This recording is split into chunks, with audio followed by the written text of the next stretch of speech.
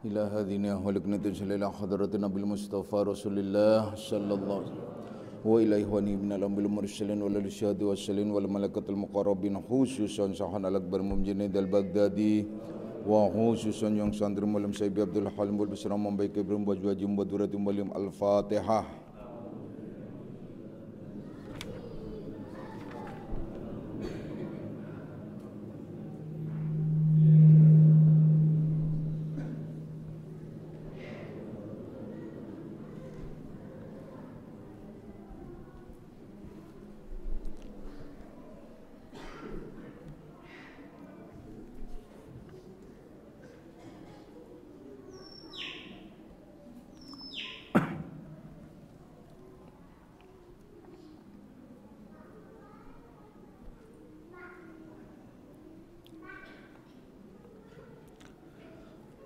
Assalamualaikum warahmatullahi wabarakatuh.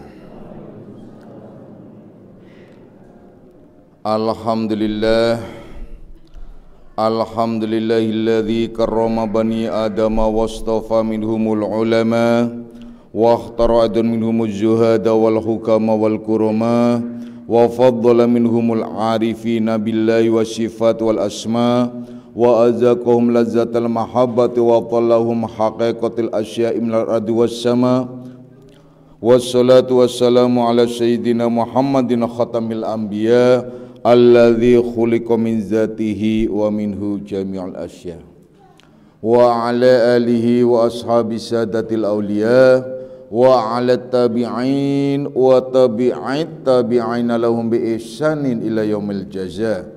Subhanaka la ilma lana illa ma 'allamtana innaka antal alimul hakim wa la haula wa la quwwata illa billahil aliyil azim. Amma ba'd.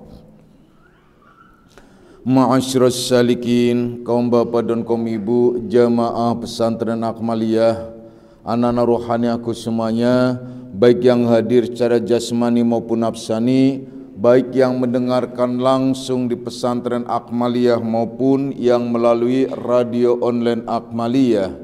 Insyaallah mudah-mudahan di senja Ahad ini kita bersama-sama mendapatkan limpahan rahmah, maghfirah serta hidayahnya, amin ya rabbal alamin.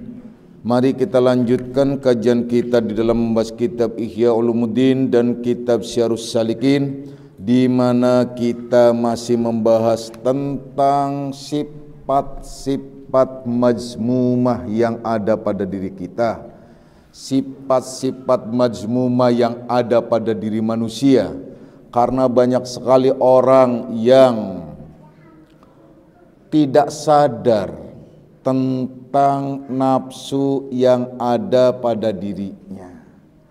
Saya ingatkan sekali lagi bahwasanya tugas kita sebagai manusia ialah menyadari kondisi kita, menyadari keadaan kita, dan mengenali tentang diri kita.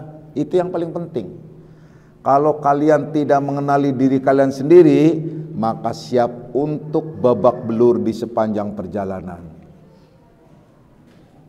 Baik, saya bikin logika ya dalam kehidupan kita sehari-hari. Contoh, kalian punya mobil, kemudian kalian bisa nyetir mobil, tetapi kalian tidak tahu ya, tidak tahu karakter mobil itu, ini mobil sport apa mobil speed. Nah ya nah itu, ini mobilnya karakternya semacam apa, dan bahkan dia tidak tahu ini mobilnya itu transmisinya manual atau otomatis. Nah, kalian naikin deh jalan, kalian nggak tahu juga remnya, gitu loh. Wah, repot juga ini kan, nggak tahu juga. Apa yang terjadi? Yang terjadi kalian bisa jalanin tapi nggak bisa ngerem. Nah, atau kalian bisa nyetir mobil itu tapi babak belur, tabrakan di mana-mana. Kenapa? Karena nggak tahu karakter mobil itu. Percayalah, Sama kalian sudah dikasih jasmani, kasih nafsani, kasih akal, kasih pikiran, kasih blek deh, ruhnya masuk tuh diri kalian nih. Kalian kemudian nyetirin apa? Jasmani, nafsania kalian, tapi kalian tidak tahu karakternya. Ya kalian babak belur, dipukulin terus. Ya, sama siapa? Sama nafsu, setonia dan lain sebagainya. Itu persoalannya, ya. Oleh karenanya dianjurkan sangat, man arafa nafsah faqad arafa rabbah. Barang siapa yang kenal dirinya, niscaya ia akan kenal Tuhannya. Maksudnya bukan langsung Tuhan Allah. Yang dikehendaki ialah barang siapa yang kenal dirinya, niscaya akan kenal Tuhan-Tuhan yang kalian sembah saat itu. Tuhan-Tuhan yang kalian patuhi. Tuhan-Tuhan yang kalian ikuti. Tuhan tuh ya. Nah itu kenapa? Yang kalian sayangi. Nah itu persoalannya. Kalau tidak, ya babak belur kalian. Sudah Bapak jelaskan pada kalian bahwa diri kita itu ada nafsu-nafsu, termasuk nafsu amarah, lawamah, sawalat. Itu 3 saja dulu, nafsu-nafsu yang majmumah, yang tercela. Nafsu-nafsu yang tercela itu yang harus dikendalikan, diperangi. Ada memang kalanya nafsu itu dikendalikan, ada kalanya nafsu itu memang harus dimatikan, bunuh. Tak ada toleransi. Itu yang dikehendaki dengan nafsu-nafsu semacam itu yang ada pada diri kita. Kalau tidak kita kenal, ya udah kita babak belur deh ya dalam sepanjang perjalanan kita. Coba deh. Oleh karena itu, untuk mengenali diri, sebagaimana pada kajian yang lalu telah dibahas, kita harus ngaji, datang ke seorang guru, menyerahkan sepenuhnya untuk dibimbing agar selamat dari dunia sampai akhirat. Tuh, begitu. Kalau tidak, ya udah. Berarti seperti hal ihwalnya orang awam. Hei mak-mak, ibu-ibu, mau bilang mak-mak aja lah. Udah orang mamau semua ya. Mak-mak, ibu-ibu, nah tuh. Bapak-bapak, nah tuh. Semuanya ya. Dah. Jadi semua itu yang harus kalian fahami ya. Kalian itu jangan kegeeran. Jangan kegeeran karena sudah sholat. Emang ya kalian kegeeran karena sudah sholat gitu. Sholat, puasa, kemudian kalian akan diterima ibadahnya, kemudian kalian masuk surga. Jangan GR, nah ya. Jangan GR kalian sudah sholat, diterima ibadahnya, jangan. Kenapa?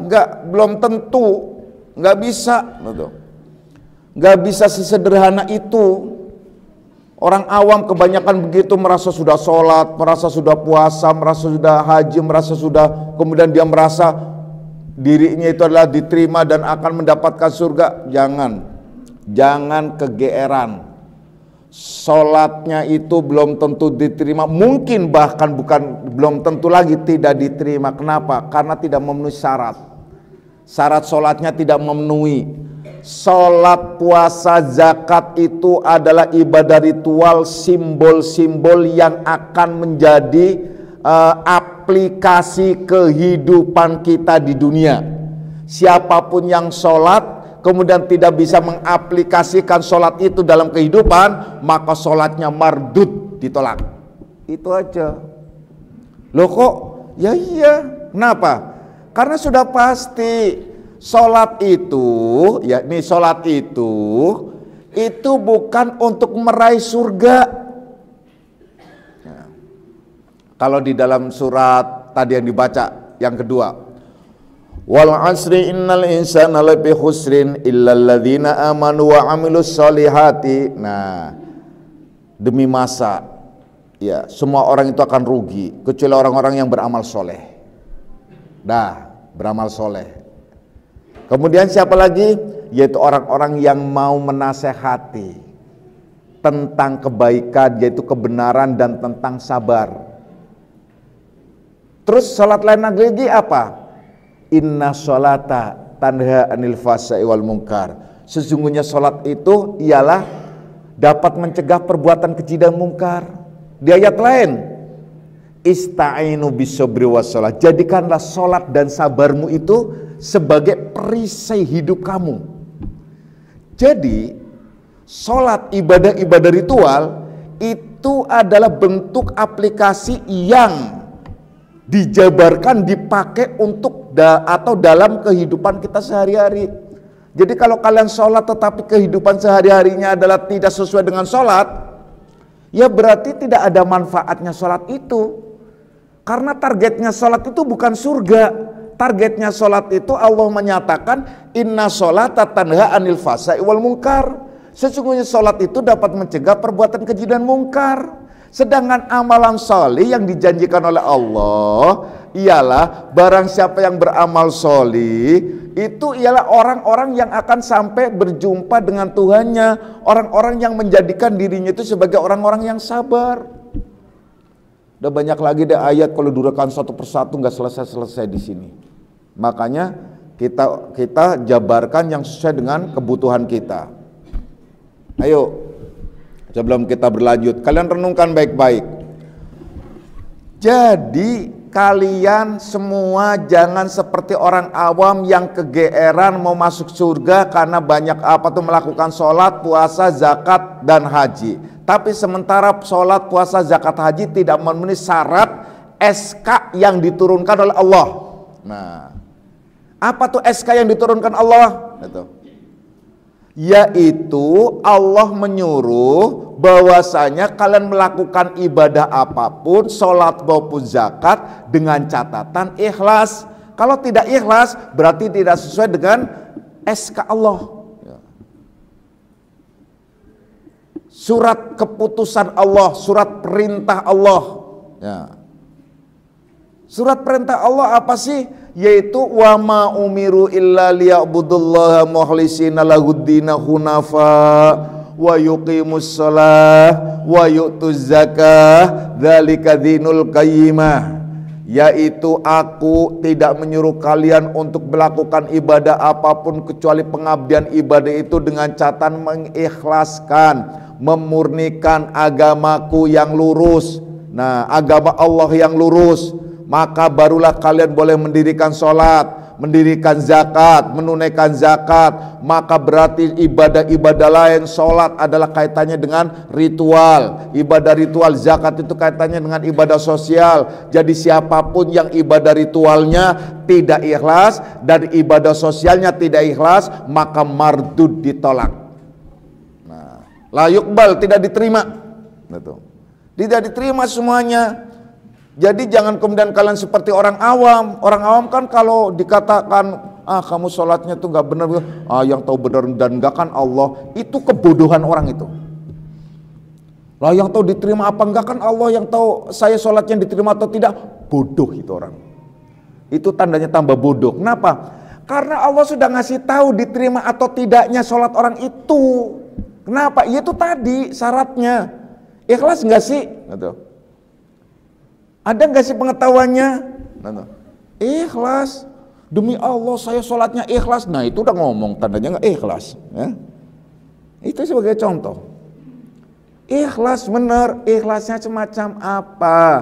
Karena orang bisa ikhlas, bisa melaksanakan ikhlas dalam ibadah dengan catatan dia itu mengenal, mengerti, memahami dan mengamalkan ilmu tauhid. Kalau tidak mengenal, tidak memahami, tidak mengerti ilmu tauhid, nggak bakalan. Dia golongan orang-orang yang ikhlas amal ibadahnya. Jadi hanya orang-orang yang faham, mengerti ilmu tauhid dan mengamalkan itu orang yang bisa ikhlas ibadahnya. Makanya sholat itu disebut susah berat. Dalam ayat lain menyatakan pada saat Allah menyuruh ista'inu bis-sabri wassalah. Jadikan sabar dan sholatmu sebagai perisai, penolong, pelindung, penyelamat, itu sebutnya hidupmu. Kenapa?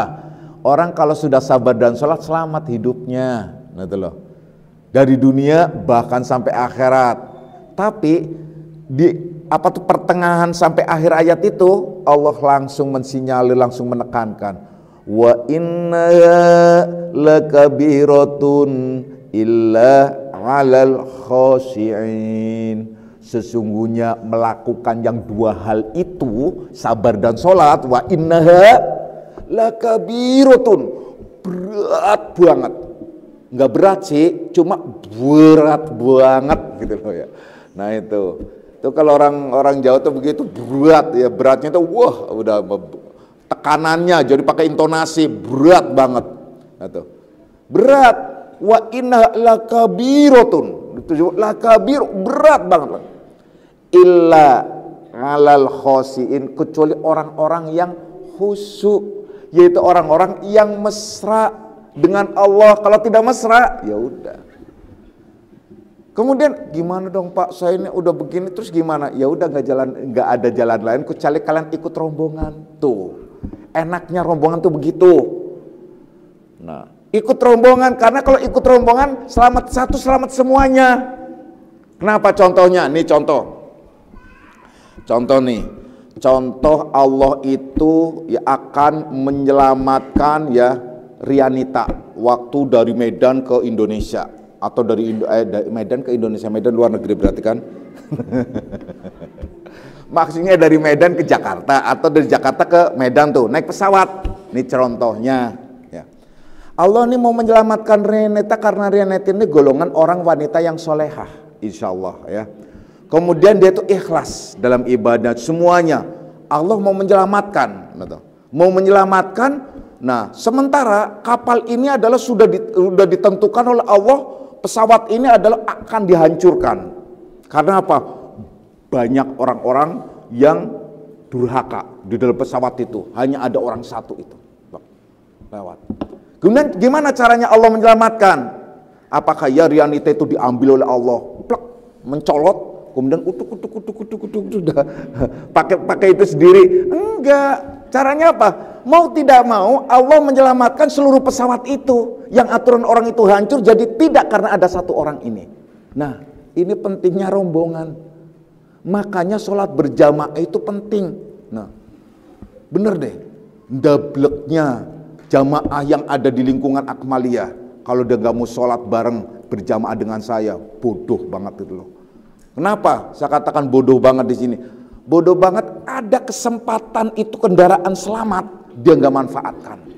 Nah, itu makanya disebut sholat itu walaupun dia tidak bisa membaca apapun, sholat berjamaah sudah dijamin sah. Karena apa? Dijamin 27. Tapi kan imamnya terlepas dari apapun. Kalian tahu nggak? Kalau kalian sholat berjamaah, walau kalian itu yang berjamaah itu orang bodoh-bodoh semua, baca suratnya begini. Alhamdulillahirabbil alamin, ngarahmanirrahim. Udah lah, ngaco deh pokoknya. Udah. Alhamdulillahirabbil alamin. Ya nggak apa-apa sih, orang-orang daerah Jawa Tengah kesana dikit itu sana tuh ya bumi ke sana tuh itu memang kalau huruf H itu dia K. Nah itu. Kalau huruf Ain itu jadi nga. Nah itu. Iya terus. Wang saya juga pernah lewat sana waktu nengok santri-santrinya lagi lagi hafalan sorof, itu nazuman sorof, itu saya hampir ketawa tapi nggak jadi. Kenapa? Karena saya biasa dengar di pesantren di daerah-daerah kami itu fa'ala yaf'ulu fa'lan wa maf'alan, kan fasih. Fa'ala yaf'ulu fa'lan wa maf'alan fa huwa fa'ilun wa, itu kan satu kata yang berantai ke bawah. Fa'ala fa'alu fa'alas fa'alata fa'ala, itu fasih. Itu kenapa? Itu rangkaiannya. Tapi giliran situ saya dengar fangala ya fangilu fangala fangala fangalu fangalat ngangalat nganga apa? Pusing saya, langsung saya keluar mau cekikikan, langsung keluar saya langsung ambil wudhu. Nah itu loh. Ya itu ngala-ngala gitu loh, pangala. Makanya di sini ada namanya ngatijo. Nah itu loh. Nah kan, nama itu ngatijo ya. Kenapa nga? Nah, sebenarnya itu a gitu. Ain dia itu. Nah, itu. Yang ain itu. Nah, itu. Tapi ya itu tadi, ada lagi siapa?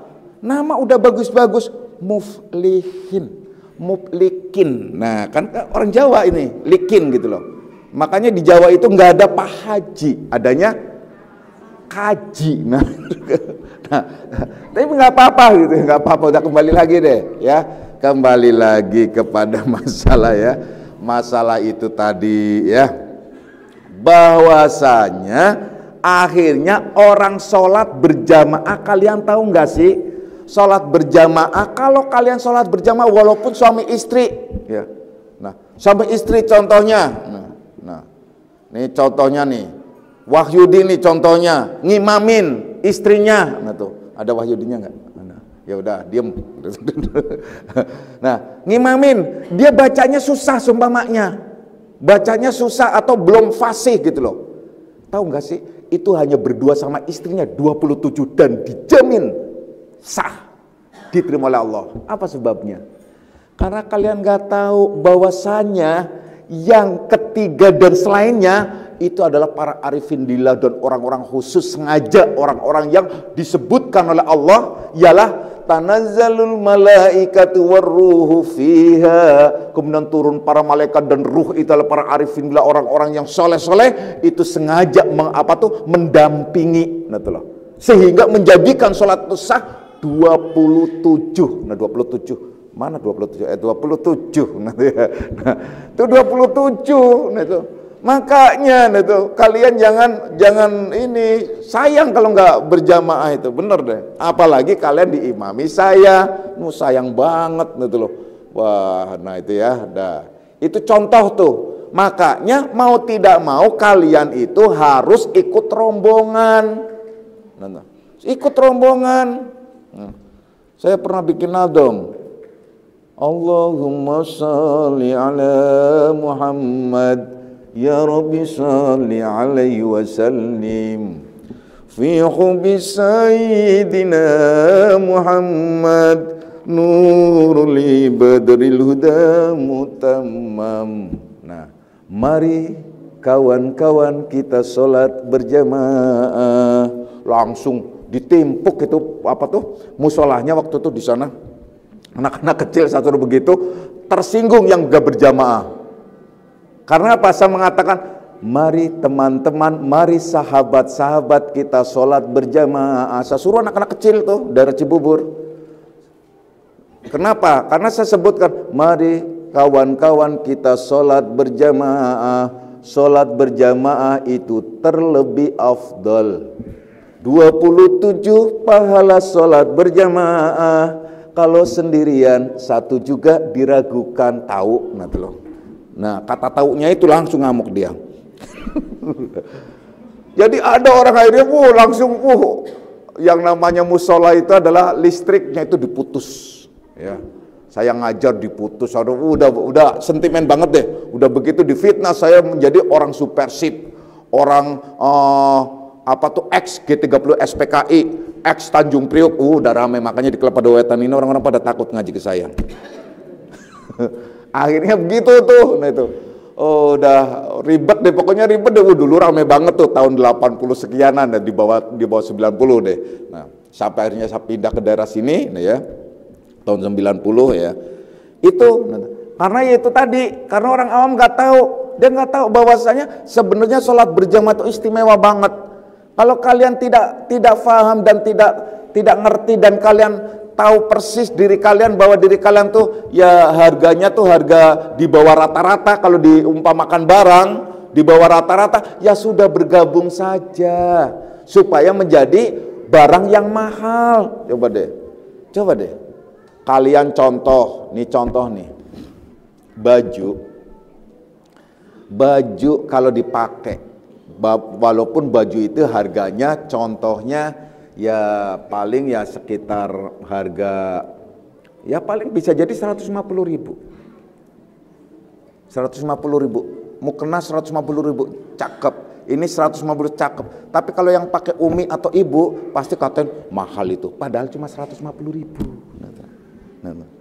Pasti karena biasa pakai yaitu supamanya, mahal itu. Enggak, cuma 150.000. Ini contoh nih tuh. Ini contoh kenapa? Karena tadi pemakaiannya.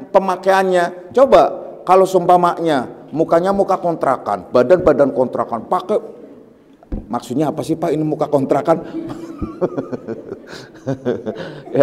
ya itu pakai begitu, kemudian dia pakai pakaian yang harganya mahal sekalipun semuanya, pasti orang nggak percaya. Kenapa? Ya itu sama, malaikat nggak percaya kalian walaupun bagus kayak apapun, karena kalian nggak ngerti nggak percaya bahwa itu adalah bagus. Yang namanya pakaian bagus ya hanya sekedar pakaian bagus, tapi yang penting kan diri orang itu, diri orang itu. Nah itu yang penting ya. Nah akhirnya kalian harus ya, supaya jangan sampai ketinggalan, kalian harus bergabung. Nah kalau sudah bergabung berkomunitas menjadi satu, maka ada juga selain daripada kalian mendapatkan nilai plus, juga mendapatkan fasilitas khusus yang disebut syafaat. Nah, karena apa? Setiap berkumpul itu mendapatkan ampunan dari Allah Subhanahu wa taala ya. Duh, sayang banget kalau kalian menyia-nyiakan semacam itu ya.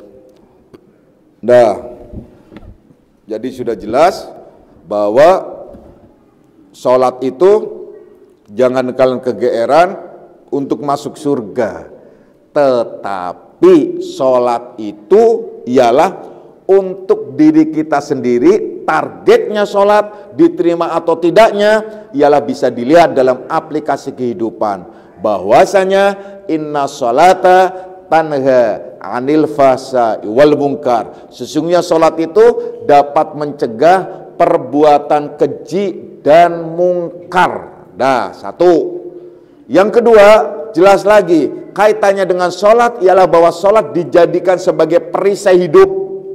Berarti sholat itu memang untuk keselamatan hidup kita di dunia sampai akhirat. Makanya orang sholat itu tatkala hidupnya, bukan matinya. Jadi waktu masih hidup boleh sholat, kalau sudah mati nggak perlu sholat, tapi harus disolatin. Nah itu loh. Itu. Jadi makanya kalian sholat sebelum kalian disolatin. Gitu. Itu yang paling penting. Jadi bukan sholat itu untuk mencari surga. Sholat itu kalian akan dirasakan langsung dalam kehidupan sehari-hari. Maka dari itu kenali diri kalian, fahami diri kalian agar mengerti betul kalau ternyata kita belum bisa sholat dengan baik dan benar, kalau kita belum bisa melakukan ibadah dengan baik dan benar, kalau kita tidak bisa melakukan apapun dalam bentuk pengabdian dengan baik dan benar, maka kalian harus sadar diri, kumpul berjamaah, berkomunitas, sholatnya berjamaah, semua ngajinya berjamaah, semuanya berjamaah. Seperti sekarang kalian duduk di sini berjamaah duduk. Allah menjanjikan bahwasanya Allah akan mengampuni segala dosa-dosa masa lalunya. Amin ya robbal alamin. Kenapa diampuni segala dosa-dosa masa lalunya? Nah, tuh. Kan menurut hadis, karena Allah suka terhadap orang yang berkumpul yang sedang membahas ilmu yang Allah sukai, yaitu karena di dalamnya ada kekasih-kekasih Allah. Kekasih-kekasih Allah itu bukan harus nyata saja. Andai saja kalian berdua saja di rumah membahas ilmu Allah, Allah mengampuni dosanya. Kalian di keluarga, kemudian dalam satu komunitas keluarga, kalian kemudian juga membahas tentang ilmu Allah, Allah juga mengampuni dosa-dosanya. Karena di antara kalian yang sedang berkumpul itu ada kekasih-kekasih Allah. Para malaikat-malaikat yang menyaksikan, sama seperti sholat tadi. Sholat berjamaah, walau hanya berdua kalian sholatnya, ya, itu akan diampuni dosanya oleh Allah Subhanahu wa taala. Sholatnya ialah mendapatkan 27 dan dijamin diterima oleh Allah Subhanahu wa taala. Karena apa? Karena ada para malaikat dan waruhu fiha, ruh yang ada padanya dikehendaki para arifin billah, orang-orang yang soleh yang turun ke muka bumi untuk membantu. Nah, pada saat kalian sholat berjamaah, nah itu ya. Nah, anak-anakku semuanya, oleh karena itu kita harus paham betul tentang diri kita, penyakit-penyakit yang ada pada diri kita di sini akan dibahas ialah pada bab yang kelima fi afatil ghadab wal hukut wal hasud. Bahwasanya kita akan membahas pada babul habis. Pada bab yang kelima ini ialah menjelaskan tentang celakanya orang yang punya penyakit ghadab, hukut dan hasud. Nah, apa itu ghadab? Ghadab itu pemarah, orang yang suka marah, orang yang temperamental. Nah, lebih lagi tuh, orangnya temperamental tuh pemarah. Jadi orang dikit-dikit marah, dikit-dikit marah. Ini orang bingung amat, dikit-dikit marah, marah kok dikit-dikit. Banyak kenapa? Nah kan, marah dikit-dikit, udah deh. Dah. Jangan ngapain sih marah, nah, nih lihat. Hukut apa? Hukut itu ialah kemarahan yang ada di dalam diri atau lebih tepatnya ialah dendam. Nah, jadi bergolak sebel, nah itu dalam diri. Nah itu nanti dibahas juga. Wal hasud, apa itu hasud? Hasud itu dengki yang sifatnya menghalang-halangi orang berbuat baik, terutama berbuat ibadah. Itu hasud, ya. Bukan hasud dengki iri yang sebatas iri karena harta benda, tidak. Hasud yang dikehendaki di sini ialah sebagaimana yang dijelaskan dalam firman Allah, yang ditetapkan juga Abu Lahab sebagai orang yang hasud, yaitu yang menghalang-halangi orang berbuat baik dalam urusan agama. Hasud tuh. Makanya hati-hati, ya. Nah, kita bahas yang satunya dulu tentang ghadab, ya. Di sini dijelaskan bahwasanya ghadab itu yufsidul iman. Bahwasanya marah itu dapat membinasakan iman. Sebagaimana terbinasanya, ya. Sebagaimana terbinasanya, ya. Sebagaimana hilangnya manisnya madu oleh jadam, istilahnya ya, oleh pahitnya jadam. Jadi kalau ada madu dikasih jadam, rasa madunya hilang, yang ada pahitnya. Sama tuh seperti ghadab tuh. Ghadab itu akan menghancurkan, melunturkan, menghilangkan iman, bahkan apabila ghadab itu muncul pada diri kita. Nah, yang dikhawatirkan kita itu ialah tidak bisa mengendalikan. Mengendalikan apa? Kemarahan kita, marah temperamental. Ya Allah, marah itu adalah paling-paling deh. Ini kalau orang sudah marah-marah, udah nggak terkendali emosinya itu. Kalau sudah emosi, kalau ada seorang laki-laki sedang emosi di hadapan istrinya, kadang-kadang istri ditunjuk-tunjuk, masih mending ditunjuk-tunjuk. Kalau KDRT sampai nempeleng, ya Allah, ini laki-laki macam apa nempeleng istrinya sendiri. Sementara istri dipeluk, istri kan harus dipeluk, disayangi, diromantisi, bukan dipelototi. Kalau dipelototi itu ialah apa? Nah, kalau kalian mau pelototi aja itu. Nah tuh. Yang lainnya bukan istri, contohnya melototin apa? Melototin nasi boleh tuh seharian, melototin apa lagi sayur boleh seharian, tapi istri jangan dipelototin. Tapi pandang dengan mata romantis. Kan enak sebenarnya. Ini kadang-kadang laki-laki mandang istri itu kayaknya kayak mandang musuh. Nah, udah kan? Begitu juga sebaliknya, seorang istri mandang suami kayak melihat macan. Nah, berarti suaminya macan ini. Berarti jenisnya jenis binatang buas itu. Nah, itu bahaya ya. Jangan itu. Coba deh, renungkan itu baik-baik. Jadikan istri dan suami itu sebagai saudara seperjalanan menuju kepada Allah. Nah, jadikan sisa-sisa umur kalian adalah sisa-sisa menuju kepada Allah, sayang banget. Nah, biarkanlah dunia ini tidak dibawa, dunia ini tidak akan sampai atau dibawa ke akhirat, tidak. Nah, yang dibawa ke akhirat itu amal ibadah kalian, segala bentuk ibadah, Amal itu yang akan menjadi saksi nanti di akhirat, yang akan menjadi bekal, dan amal ibadah itu pula lah yang menjadi deposito kalian. Oleh karenanya jadikanlah kalian paling tidak mempunyai amal ibadah yang dalam bentuk shadaqatun jariyah, yaitu sebagai deposito kalian. Apa shadaqatun jariyah? Yaitu shadaqatun jariyah itu seperti kalian memberikan sesuatu apapun untuk di jalan Allah, yaitu untuk infrastruktur atau untuk orang-orang yang di jalan Allah. Selama itu pula ia adalah selama itu masih berdiri, selama itu pula yang disebut pahala atau deposito ya, atau dana ruhaniah tetap mengalir walau kalian sudah meninggal sekalipun. Jadi harta itu nggak ada artinya, harta itu adalah nggak ada kepentingannya. Kenapa? Karena harta itu tak akan membawa kalian kebahagiaan kalau kalian tidak bisa mengendalikan harta itu, memanfaatkan harta itu. Tapi kalau kalian bisa menjadikan harta itu sebagai pijakan untuk menuju kepada Allah, sebagai kendaraan untuk menuju kepada Allah, sebagai sarana untuk menuju kepada Allah, maka itu yang lebih baik.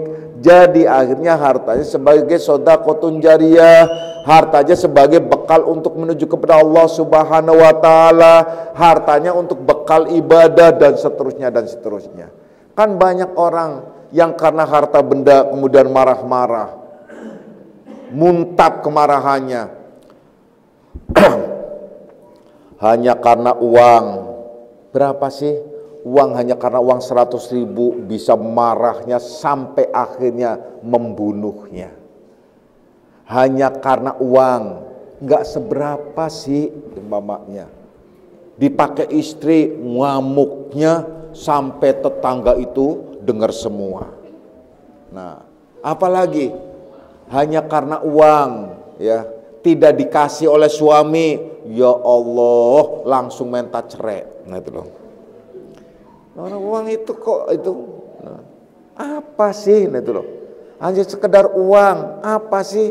Ya karena menuhankan uang tadi, marah-marah, makanya jangan sampai ya.